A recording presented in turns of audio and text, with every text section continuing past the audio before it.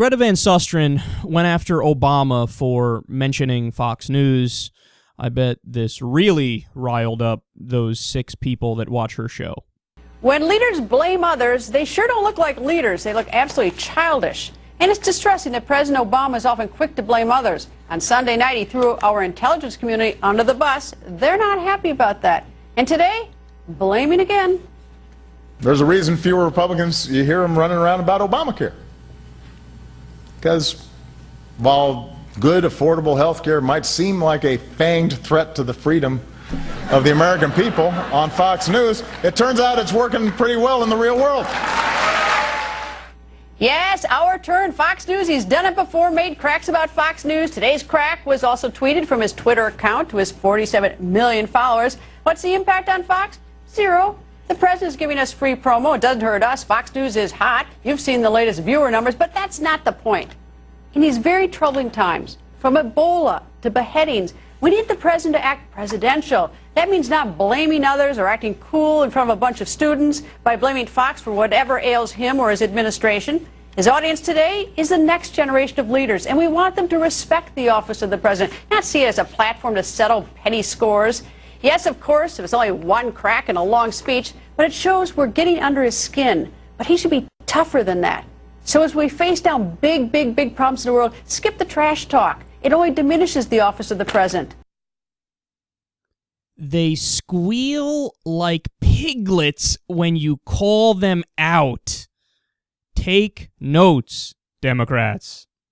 Just call them out more often, because when they do stuff like this, they sound silly. And the irony is they're saying Obama looks silly. It was an offhanded remark in a long speech, just like she said. And they're like, oh, yeah, sure, blame us for every problem ever. And, yeah, that's beneath the office of the president. No, it's not beneath the office of the president to essentially fact-check and say, well, you're wrong about my key piece of legislation, Obamacare. You're wrong about how you view my foreign policy, et cetera, et cetera. Now, stop and think about this. Maybe one of the reasons Obama continues to, jab every once in a while Fox News, and by the way, I think he doesn't do it nearly enough. I think he should go after the people who disagree with him much more. But maybe the reason he did do it, or does do it every once in a while, is because Fox News, up until this day, they're still using the death panel's lie. See, when stuff is that egregious, you make it easy for somebody to come out and say, you're fucking idiots, aren't you? Like, you're just not smart, right? I mean, death panels, that got the lie of the year like 5 years ago or something like that. Actually, probably more like 3, 4 at most. So, how can you still be repeating that? If I was the president, and I wouldn't necessarily direct this at Fox News, or maybe I would, I guess it would depend on my mood. But if I were the president, I would come out and I would brag about this law that they trash day in and day out on Fox News and elsewhere. I would make it so that every single American that follows politics, even a teeny little bit, can regurgitate these numbers reflexively. I would say, hey guys, did you know that over 67,000 people now have health insurance when they wouldn't have before because of pre-existing conditions? You can thank me for that. You can thank the Democrats for that. And do it when you go to the voting booth. 3.1 million young adults were allowed to stay on their parents' plan until the age of 26. You're welcome. Over 20 million women now receive preventative care like cervical cancer screenings. Again, you're welcome.